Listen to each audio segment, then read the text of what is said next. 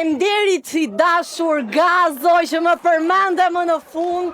Kënaqësi të përballem këtu me ty, se ta thash atje tek deti i Fierit, po nuk më besove o Xhan, nuk më besove. Ti Gazo erdhe në Fier këtu më shik këtej, shiko në sy. Po shikoj illo. Ti erdhe në Fier vetëm për të pirë gjini o yll bote. Atje në 2 të natës e për të shkëlqyer sy xixa, gjithashtu edhe për të ngrënë qoften e lokali lagjes. Për këta erdhe ti, sepse ty nuk pati fjerakta atë derët, nga Lushnja, nga Divjaka, nga Roskoveci e nga Patosi. U kalove gjyshërve atje në Patos edhe nuk i ndinjuan të shihnin fare. Në Roskovec, qa të bëri Roskoveci dashur Gazo kur dole në pazar? Ike më përpara se sa të vije. Ti ylli i Fierit, për këto do të mbahesh më në Fier.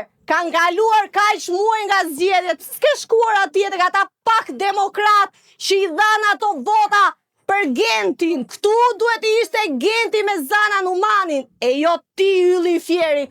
Po ti duhet ma dish mua për falemderit që doktori nuk të hoqi nga i vendi vetëm për mos më bërë mua qefi. Shu yll. Rrise, tek fjalimi do të kujtoj një shprehje të bukur që ja ke thënë babit të Zenit. Do ta them yll. Do ta them.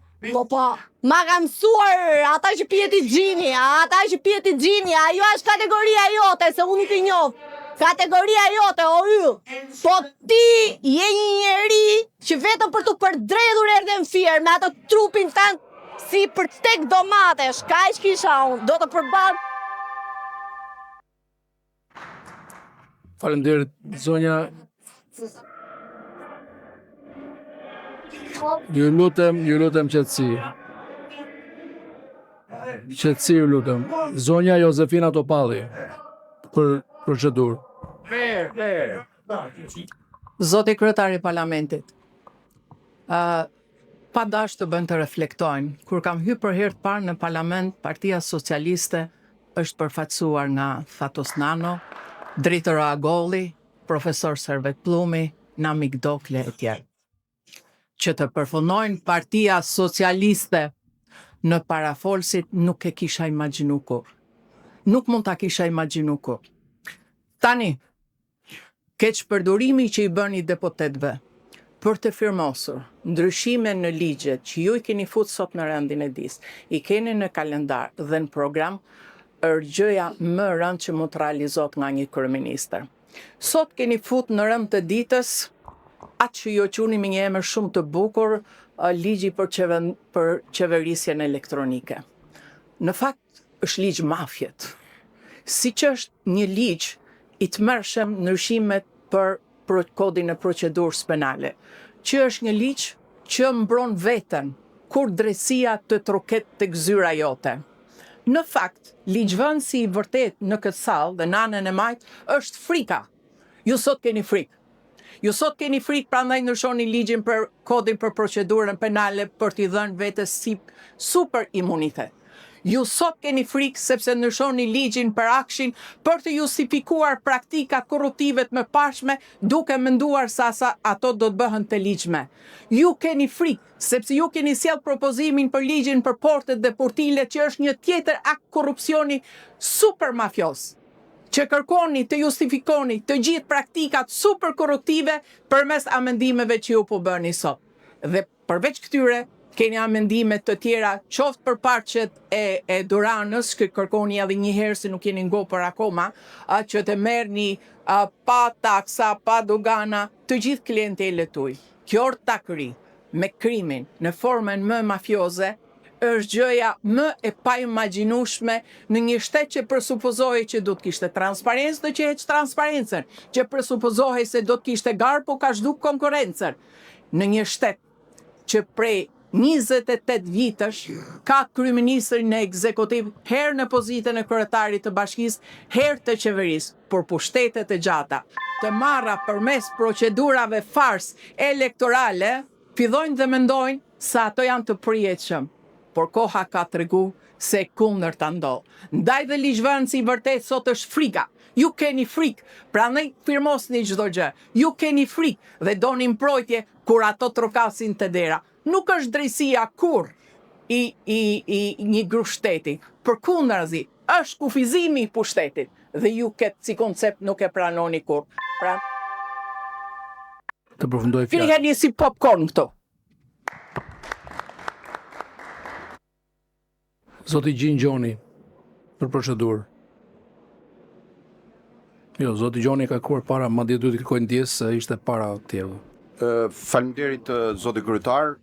Të them të drejtën, mu më duket i çik anormale që të filloj të ngrihem këmbët vërtas për të marrë fjalën, megjithëse e kam shtypur butonin që në momentin e fillimit.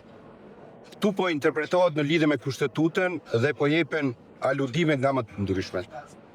Për sa kohë që gjithë deputetët e parlamentit shqiptar kanë një kushtetutë përpara, kushtetuta duhet lexuar ashtu siç është. Dhe unë nuk e kuptoj, të them të drejtën, se si ka mundësi që këtu vihet edhe hidhet hipoteza në lidhje me ligjet të cilët do sillen në parlament, të cilët janë ligje në përputhje me kushtetutën. Unë e kuptoj që të drejtën dhe fjalën e fundit e kanë anëtarët e gjykatës kushtetuese për të dhënë interpretimin përfundimtar të kushtetues. Por në rast se do lexohet kushtetuta dhe me projektligjin të cilin juve keni futur në procedurë për ta dhe në planin e kuvendit, rezulton që kërkoni që të përjashtohet antari i gjykatës kushtetuese, avokati i popullit dhe kryetari i kontrollit të lartë shtetit. Po ti referohesh kushtetutës dhe po ti shkosh nenit 73 të kësaj kushtetute, dhënia e autorizimit është e lidhur me imunitetin, sepse të gjitha mjetet tjera procedurale, ligjvënësi dhe kushtetuta ja ka dhënë SPAK-ut ose organeve të tjera të procedimit penal. Tani, në rast se i referohemi në 128.3 të kushtetutës, kushtetuta e ka thënë në mënyrë taksative që antari i gjykatës kushtetuese pezullohet dhe ka dhënë 3-4 element. Një prej tyre, që është më shumë se sa masa e sigurimit, është rasti kur merret i pandehur. Dhe kushtetuta e ka dhënë në mënyrë taksative. Po të referohemi në 61.2 përsëri të kushtetutës në lidhje me çështjen e avokatit të popullit. Në këtë dispozit ligjore thuhet që avokati i popullit gëzon imunitetin e antarit të gjykatës kushtetuese, gjykatës së lartë. Dhe po të referohemi në 140 të kushtetutës, është dhënë në mënyrë taksative. Antari i gjykatës së lartë pezullohet nga detyra në rast se fillon një çështje penale, merret i pandehur. Në rastin konkret, çfarë imuniteti ka ministri më shumë se antari i gjykatës së lartë, avokati i popullit apo kryetari i kontrollit të lartë shtetit? Nuk ka. Kështu që veni gishtin kokës, nuk mund të realizojmë ndryshime procedurale në kodin e procedurës penale me frymen e kushtetutës, se kushtetuta e ka përcaktuar në mënyrë taksative, bien kundërshtim të hapur. Juve keni një hall, unë e kuptoj, që kërkoni të jepni imunitet disa ministrave dhe zyrtarëve të cilët ju shërbejnë. Por me Kallister, se duhet ta përdorni edhe nga krahut tjetër. Ta përfundoj fjalën. Ja, ta përfundoj. Heqja e imunitetit ose dhënia e autorizimit, siç e ka parashikuar Neni 73, është test kritik për Shqipërinë dhe për parlamentin. Kështu që duhet i vëmë gishtin kokës dhe kushtetutën ta lexojmë ashtu siç është shkruar, jo ashtu siç kemi shef. Faleminderit. Faleminderit zoti Gjoni. Zonja Ina Zhupa, procedurë sipas radhës zonja Zhupa. Faleminderit kryetar, kam 2 seanca në fakt që e pres sipas radhës që nga seanca e kaluar, po më mirë vonë se kurrë. Ky parlament duhet ishte i shqetësuar dhe duhet ta kishte futur në rendite për diskutim raportin e dal nga Transparency International, ku Shqipëria ka rënë me 11 vende për sa i përket korrupsionit. Jo vetëm që parlamenti nuk e diskuton, po parlamenti është bërë strofa më e lartë e korrupsionit, duke prodhuar atë që quhet nga Departamenti Amerikan i Shtetit korrupsioni legjislativ. Këtu është bërë një fabrik ligjesh me porosi, të cilat vinë sipas orekseve o për të mbrojtur qeveritarët, ose për të dhënë copat të Shqipërisë, oligarkëve dhe klientëve, dhe ne duhet thjesht që të votojmë. Ne të flasim kundër, kartonat i keni gati dhe të prodhohen ligje për të dhuruar Shqipëri. Keni formën e dytë të sofistikuar që kalon përsëri sot me një projekt vendim që nuk e diskutojmë dot.